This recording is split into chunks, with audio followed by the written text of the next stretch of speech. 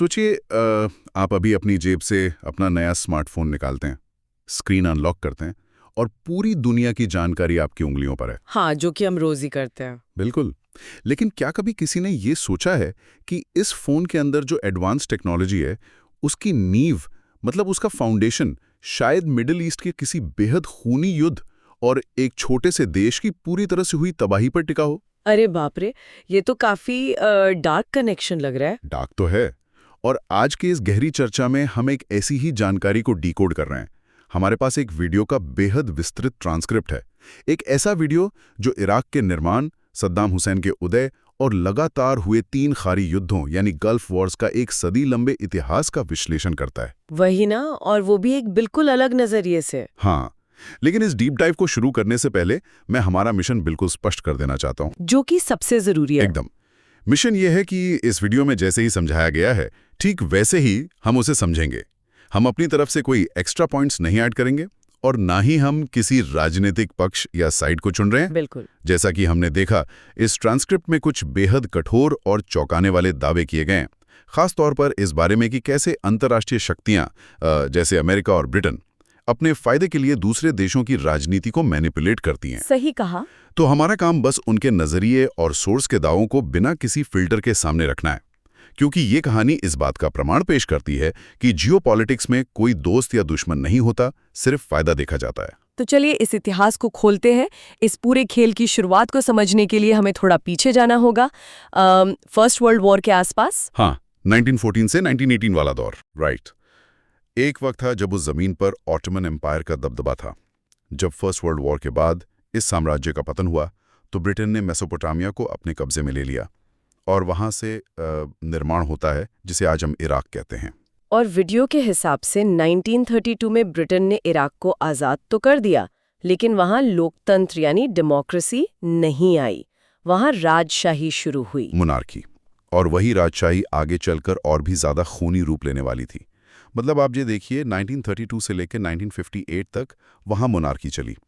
इनमें सबसे हैरान करने वाला किस्सा अंतिम राजा का है। हाँ, किंग फैसल द्वितीय का किस्सा। सोचकर देखिए, वो महज 4 साल की उम्र में गद्दी पर बैठे थे। 4 साल। वही तो। और वीडियो में बताया गया है कि जब वो 23 साल के हुए तो 1958 में उनके ही सेनापति अब्दुल करीम कासिम ने उनकी हत्या कर दी, और इस एक घटना ने पूरे इराक के इतिहास की धारा बदल दी। वहीं से राजशाही खत्म हुई और सैनिक तानाशाही का दौर शुरू हुआ। बिल्कुल। उसके बाद 10 साल तक वहां सत्ता पलट होते रहे। फिर आखिरकार बाथ पार्टी सत्ता में आई, जिसका मुख्य आधार अरब एकता की बात करना था। उस वक्त राष्ट्रपति बने अहमद हसन अल बक्र। और यहां से कहानी में एक नया ट्विस्ट आता है। अंतर्राष्ट्रीय ताकतों की एंट्री होती है। सोर्स के अनुसार राष्ट्रपति बक्र उस वक्त यूएसएसआर के पक्ष में थे, जो कि अमेरिका के लिए एक बड़ा रेड फ्लैग था। हाँ, क्योंकि कोल्ड वॉर का दौर था। अमेरिका की सीआईए को यह बिल्कुल मंजूर नहीं था कि मिडिल ईस्ट का एक इतना बड़ा तेल उत्पादक देश यूएसएसआर के प्रभाव में रहे। तो इस प्रभाव को काटने के लिए सीआईए ने एक मोहरा चुना, और वो मोहरा था सद्दाम हुसैन, जिसका बैकग्राउंड पूरी तरह से ट्रॉमा से भरा हुआ था। ट्रांसक्रिप्ट में इस बात पर जोर दिया गया कि सद्दाम का बचपन बेहद कठिन था। मतलब उसकी मां ने जहर खाकर जान देने की कोशिश की थी और पड़ोसी यहूदियों ने उन्हें बचाया था। अरे बाप रे। और इस ट्रॉमा के बाद वो बड़ा होकर सीधा खुफिया एजेंसी का हेड बन गया। और उससे भी अजीब बात पता है क्या है? ये व्यक्ति कभी सेना में भर्ती नहीं हुआ था। वेट, सच में? हाँ। सोर्स कहता है कि वो सिर्फ एक फील्ड मार्शल की झूठी वर्दी पहनता था, एक फेक यूनिफॉर्म। पर सीआईए ने उसकी इस क्रूरता को पहचाना और उसे यूएसएसआर के खिलाफ आगे बढ़ाया। मतलब सीआईए ने जिसे खुद लाया, वो बाद में चलकर पूरे देश में आतंक मचाने लगा। उसने बाथ पार्टी में वाइस प्रेसिडेंट का पद लिया और 1979 में बंदूक की नोक पर राष्ट्रपति बक्र से इस्तीफा लिखवा लिया। बंदूक की नोक पर इस्तीफा? सोच रही हूँ ये कैसा माहौल रहा होगा। क्या ये हैरत अंगेज नहीं है कि अमेरिका के स्ट्रैटेजिस्ट्स को अंदाजा नहीं था कि जिस इंसान को वो ताकत दे रहे हैं वही उनके लिए कल सबसे बड़ी चुनौती बन जाएगा। देखिए, सोस यहाँ समझता है कि जियोपॉलिटिक्स में कोई दोस्त नहीं होता। अमेरिका का बस एक फोकस था, किसी भी तरह यूएसएसआर को रोकना। उन्होंने सद्दाम की इस डिक्टेटर वाली हरकतों को इग्नोर किया क्योंकि उन्हें अपना फायदा दिख रहा था। पॉइंट है। पर सत्ता हथियाने के बाद सद्दाम की महत्वाकांक्षा देश के भीतर तो सीमित नहीं रही ना, वो पूरे क्षेत्र का नेता बनना चाहता था। वहीं से शुरू होती है पहले खाड़ी युद्ध यानी फर्स्ट गल्फ वॉर की कहानी। 1980 से 1988 तक का दौर। 1979 में ही पड़ोसी देश ईरान में रुहुल्लाह खमैनी की सरकार आती है। अब सद्दाम सुन्नी था और खमैनी शिया, पर यहाँ धर्म से ज्यादा सद्दाम का पर्सनल ईगो हावी था। एकदम सही कहा। जब ईरान अमेरिका के साथ उलझा हुआ था, वो अमेरिकन राजदूतों को बंधक बनाए हुए थे, ठीक उसी वक्त का फायदा उठाकर 1980 में सद्दाम ईरान पर हमला कर देता है। इसको एक बहुत बेसिक एग्जाम्पल से समझते हैं। ये बिल्कुल वैसा है जैसे आप अपने पड़ोसी से इस बात पर झगड़ा कर रहे हैं कि मोहल्ले का बॉस कौन है। हाँ। और 8 साल बाद जब आप लड़कर और थक कर बैठते हैं तो पता चलता है कि बॉस बनना तो दूर की बात, आप पूरे मोहल्ले के कर्जदार बन गए हैं। यह एनालॉजी बहुत सटीक है क्योंकि 8 साल तक युद्ध चला और पहाड़ी इलाकों के कारण इराक की फौज आगे ही नहीं बढ़ पाई। नतीजा क्या हुआ? वीडियो बताता है कि लगभग 20 लाख लोग मारे गए। 20 लाख लोग। और उससे भी बड़ी बात, इराक पर $80 बिलियन का कर्ज चढ़ गया, आज के हिसाब से लगभग 2 लाख करोड़ रुपए। और इसमें सबसे बड़ा कर्ज किसका था? पड़ोसी देश कुवैत का। और यहां से आती है दूसरे खाड़ी युद्ध की बुनियाद, 1990 का साल। क्योंकि वो जो कर्ज था वो दूसरे युद्ध का कारण बनने वाला था, जिसमें कुवैत मुख्य किरदार था। बिल्कुल। पहले युद्ध के कर्ज से दबे सद्दाम ने कुवैत से कहा कि मैंने ये 8 साल का युद्ध पूरे अरब की सुरक्षा के लिए लड़ा है, तो तुम मेरा कर्ज माफ कर दो। जिसे कुवैत ने सीधे सीधे मना कर दिया। हाँ, मना तो किया ही, और वहां एक बहुत ही टेक्निकल और चालाक मूव भी चला। सोर्स इसे स्लैंट ड्रिलिंग कहता है। वेट, ये स्लैंट ड्रिलिंग क्या होती है? अब देखिए, ट्रांसक्रिप्ट में इसे ऐसे समझाया गया है कि कुवैत अपने बॉर्डर के अंदर ड्रिलिंग मशीन्स लगाता था, पर जमीन के नीचे जो उनके पाइप्स थे वो तिरछी यानी स्लैंट होकर इराक के रुमेला ऑयल फील्ड तक पहुंच जाते थे। अरे बाप रे, मतलब जमीन के नीचे से तेल चुरा रहे थे। हाँ, बिना बॉर्डर क्रॉस किए वो इराक का तेल निकाल रहे थे। और सिर्फ निकाल ही नहीं रहे थे, उन्होंने तेल का प्रोडक्शन इतना बढ़ा दिया कि अंतर्राष्ट्रीय मार्केट में तेल के दाम बिल्कुल गिर गए। तो इराक की आमदनी तो वैसी खत्म हो गई ना। एक तो कर्ज, ऊपर से तेल कौड़ियों के भाव बिक रहे हैं। वही तो। लेकिन सोर्स का यहाँ एक बड़ा दावा है। दावा ये है कि कुवैत ये सब अकेले नहीं कर रहा था। अमेरिका कुवैत को उकसाता है और सद्दाम को झूठा भरोसा दिलाता है कि अगर तुम कुवैत के खिलाफ कुछ करते हो तो अमेरिका बीच में नहीं आएगा। ओहो, मतलब दोनों तरफ से खेल रहे थे। और इस उकसावे में आकर अगस्त 1990 में इराक ने कुवैत पर हमला कर दिया और सिर्फ 2 दिन में पूरे देश पर कब्जा कर लिया। और जैसे ही ये हुआ, अमेरिका ने अपना मास्टर स्ट्रोक खेला। उन्होंने ऑपरेशन डेजर्ट शील्ड शुरू किया और 1 लाख की फौज सऊदी अरेबिया में उतार दी। पर वेट, अगर उन्हें कुवैत को बचाना था तो वो सीधे वहां क्यों नहीं गए? उन्होंने तो 5 महीने तक कुछ किया ही नहीं। यही तो सोर्स का पॉइंट है। उन्होंने 5 महीने तक वेट किया।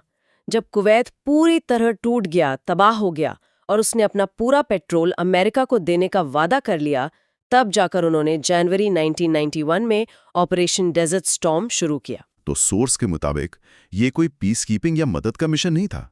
पहले मदद का विश्वास दिलाओ, फिर मरने के लिए छोड़ दो, और जब सामने वाला पूरी तरह टूट जाए तो उसकी सारी दौलत के बदले उसकी जान बचाओ। ये तो अमेरिका का एक प्रॉफिट मेकिंग बिजनेस मॉडल लगता है। बिल्कुल लगता है। और इस बीच सद्दाम को भी समझ आ गया था कि अमेरिका उस पर हमला करने वाला है। तो उसने क्या किया पता है? अपने 140 सबसे एडवांस्ड फाइटर जेट्स ईरान भेज दिए बचाने के लिए। ईरान भेज दिए? पर अभी थोड़े साल पहले तो उनकी 8 साल लंबी जंग हुई थी। वही तो आयरनी है। सद्दाम को लगा ईरान अमेरिका का दुश्मन है तो वहां सेफ रहेंगे, पर बाद में ईरान ने वो जेट्स वापस देने से साफ इनकार कर दिया। उन्होंने कहा कि ये हमारे पिछले युद्ध के नुकसान का हर्जाना यानी रेपरेशंस है। कमाल है, बिना एक गोली चलाए ईरान को 140 एडवांस जेट्स मिल गए। पर यहां मेरे दिमाग में एक सवाल आता है। अमेरिका ने डेजर्ट स्टॉर्म में इराक को हरा दिया था, सद्दाम उनकी पकड़ में था, उन्होंने उसे वहीं खत्म क्यों नहीं किया? ये बहुत जरूरी सवाल है।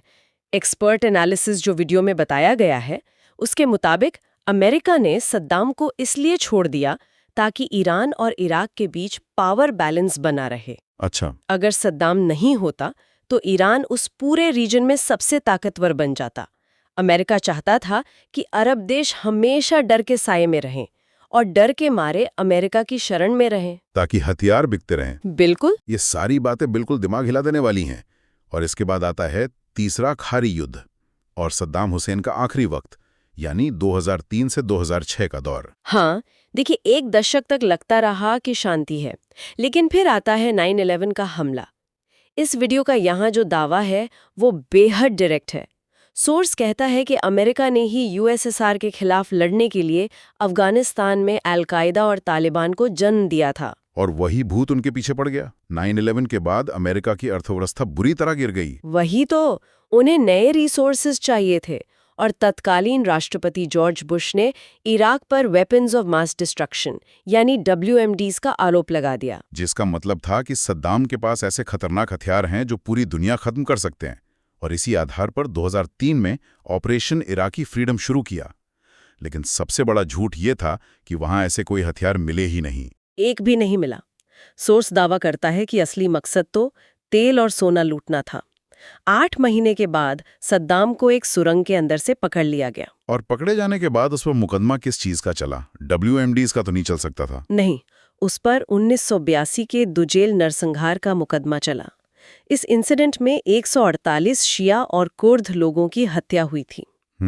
इसे अंजाम देने के लिए 5 जजेस की एक बेंच बैठाई गई, जिसमें से 3 शिया और 2 कुर्द जज थे, और उन्होंने ही सद्दाम को फांसी की सजा सुनाई। और अब आती है वो तारीख जिसने सबको हैरान कर दिया था, 30 दिसंबर 2006।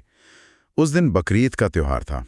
क्या वाकई एक त्योहार के दिन फांसी देना सिर्फ एक संयोग हो सकता है? सोर्स दावे के साथ कहता है कि ये कोई संयोग नहीं था, ये एक जानबूझकर चुनी गई स्ट्रैटेजी थी। बकरीद के दिन एक नेता को फांसी देने का मकसद सिर्फ मुसलमानों में गुस्सा भड़काना था, जिसे साइकोलॉजिकल वॉरफेयर कहते हैं। एग्जैक्टली, क्योंकि जब गुस्सा भड़केगा तो अशांति फैलेगी, आतंकवाद बढ़ेगा, और जब आतंकवाद बढ़ेगा तो अमेरिका के हथियार बिकते रहेंगे।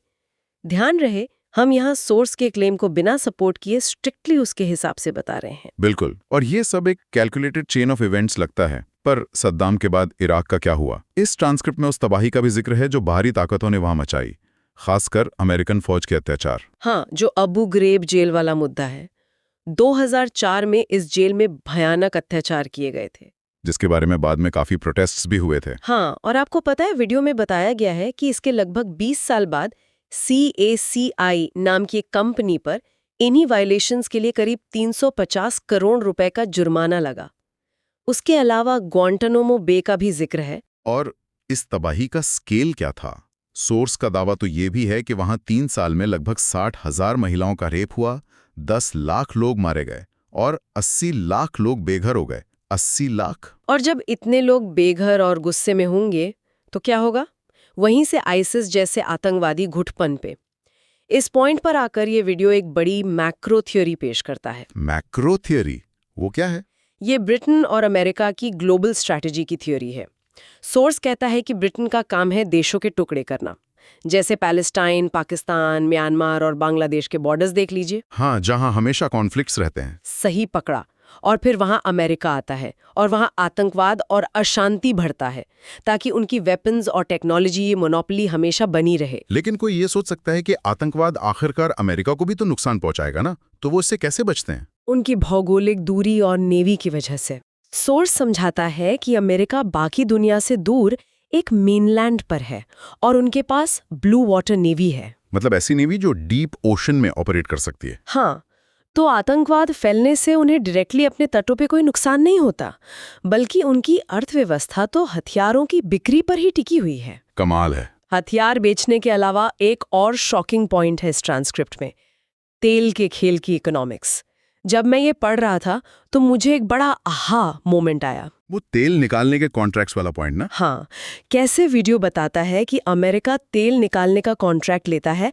मान लीजिए 100 लीटर तेल निकला, तो वो कहते हैं एक्सट्रैक्शन कॉस्ट के नाम पर 95 लीटर हम गायब कर रहे हैं, यानी रख रहे हैं। और बचे हुए 5 लीटर का क्या? बचे 5 लीटर का पेमेंट भी वो उस देश को सिर्फ और सिर्फ डॉलर में कराते हैं। मतलब पूरा का पूरा सिस्टम डॉलर और उनके कंट्रोल में है। ये तो एकदम मोनोपोली वाला सिस्टम लग रहा है। और इस जियोपॉलिटिक्स में भारत का क्या रोल है, ये जानना भी जरूरी है। हाँ, सद्दाम हुसैन और भारत के रिश्ते। सोर्स बताता है कि सद्दाम भारत को सस्ता तेल देता था और उससे भी बड़ी बात, वो कश्मीर को भारत का इंटरनल मैटर मानता था। इस वजह से सोर्स सद्दाम को भारत के पक्ष में थोड़ा बेहतर मानता है। तो घुमा फिरा कर देखें तो एक आज़ाद देश सिर्फ सुपर पावर्स के तेल और पैसे के लालच और एक तानाशाह की ईगो में तबाह हो गया। जैसा इस वीडियो में सदियों का इतिहास और जियोपॉलिटिक्स समझाया गया है, वो सच में चौंकाने वाला है। बिल्कुल, इसने हमें एक नए चश्मे से दुनिया की राजनीति देखने का मौका दिया। और इस डीप डाइव को ख़त्म करने से पहले मैं सुनने वालों के लिए एक आखिरी विचार छोड़ना चाहता हूँ।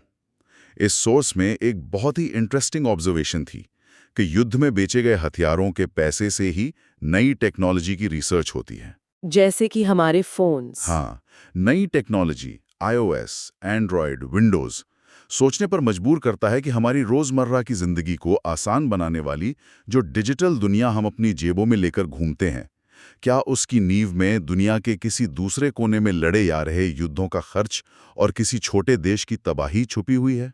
ये एक ऐसा सवाल है जिसका जवाब हमें खुद ढूंढना होगा। सही कहा। अगली बार अपना फ़ोन अनलॉक करते वक्त इस कनेक्शन के बारे में ज़रूर सोचिएगा। तब तक के लिए अपना ख्याल रखें।